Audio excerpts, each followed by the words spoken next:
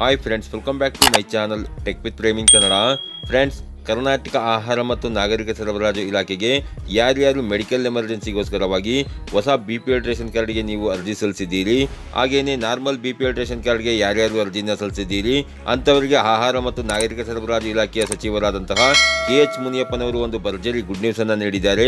ಅವರು ಅಲ್ಲಿ ಏನು ತಿಳಿಸಿದ್ದಾರೆ ಅನ್ನುವ ಸಂಪೂರ್ಣವಾದ ಒಂದು ಮಾಹಿತಿಯನ್ನು ನಾನು ಈ ವಿಡಿಯೋದಲ್ಲಿ ನಿಮಗೆ ತಿಳಿಸ್ಕೊಡ್ತೇನೆ. ಅದಕ್ಕಿಂತ ಮುಂಚೆ ನೀವೇನಾದರೂ ನಮ್ಮ ಚಾನಲ್ಗೆ ಹೊಸಬರಾಗಿದ್ದರೆ ನಮ್ಮ ಚಾನಲ್ನ ಸಬ್ಸ್ಕ್ರೈಬ್ ಮಾಡಿಕೊಂಡು ಬೆಲ್ಲೈಕನ್ನ ಕ್ಲಿಕ್ ಮಾಡ್ಕೊಳ್ಳಿ ಫ್ರೆಂಡ್ಸ್. ನಾನು ಹಾಕೋ ಮುಂದಿನ ವಿಡಿಯೋದ ನೋಟಿಫಿಕೇಶನ್ ನಿಮಗೆ ಆ ತಕ್ಷಣ ಬಂದು ಸಿಗುತ್ತೆ ಫ್ರೆಂಡ್ಸ್. ನಿನ್ನೆ ನಡೆದಂತಹ ವಿಧಾನ ಪರಿಷತ್ತಿನ ಕಲಾಪದಲ್ಲಿ ವಿಧಾನ ಪರಿಷತ್ತಿನ ಸದಸ್ಯ ಪ್ರತಾಪ್ ಸಿಂಹ ನಾಯಕ್ರವರ ಚುಕ್ಕೆ ಗುರುತಿನ ಪ್ರಶ್ನೆಗೆ ಉತ್ತರಿಸಿದ ಸಚಿವರು, ಹೊಸ ಆದ್ಯತಾ ಪಡಿತರ ಚೀಟಿ ಕೋರಿ ಜುಲೈ 3, 2024 ಒಟ್ಟು 3,22,483 ಅರ್ಜಿಗಳು ಸ್ವೀಕೃತವಾಗಿವೆ. ಇದರಲ್ಲಿ ಸುಮಾರು 2,95,986 ಅರ್ಜಿಗಳನ್ನು ವಿಲೇವಾರಿ ಮಾಡಲು ಸೆಪ್ಟೆಂಬರ್ 29 ಆದೇಶಿಸಲಾಗಿದೆ.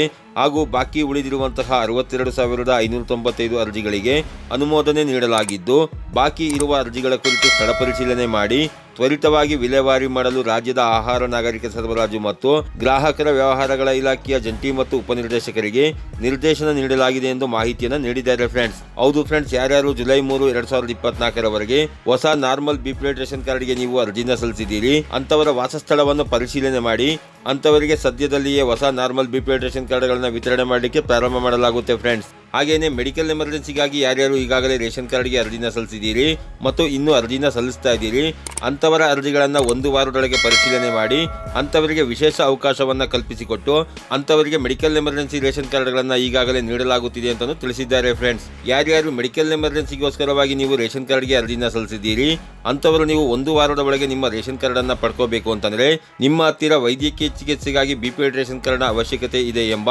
ಯಾವುದಾದರೊಂದು ಸರ್ಟಿಫಿಕೇಟ್ ತೆಗೆದುಕೊಂಡು ನಿಮ್ಮ ಹತ್ತಿರದ ಆಹಾರ ಇಲಾಖೆಗೆ ಭೇಟಿ ನೀಡಿ.